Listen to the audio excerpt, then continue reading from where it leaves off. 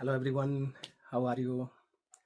Myself Ramesh Thakur, and you are watching me on my Facebook channel Physics is Easy at the rate Ramesh Thakur. And today we will talk about, I will let you know about transformer. We will discuss in detail the transformer.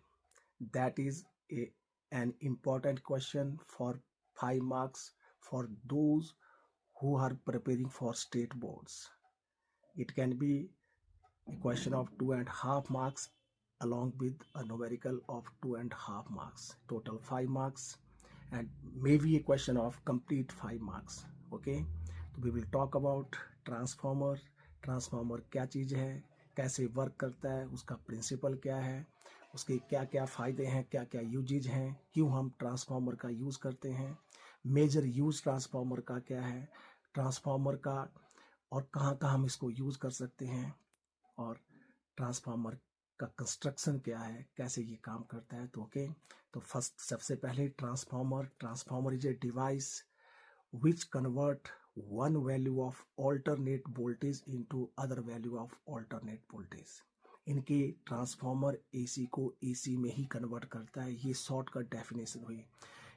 अगर आपको लंबी definition याद नहीं आती तो आप छोटी लिख सकते हैं। तो what is transformer is a device which convert one value of alternating voltage into other value of alternating voltage। Okay, और ये device which convert low voltage at high current into high voltage at low current and vice versa।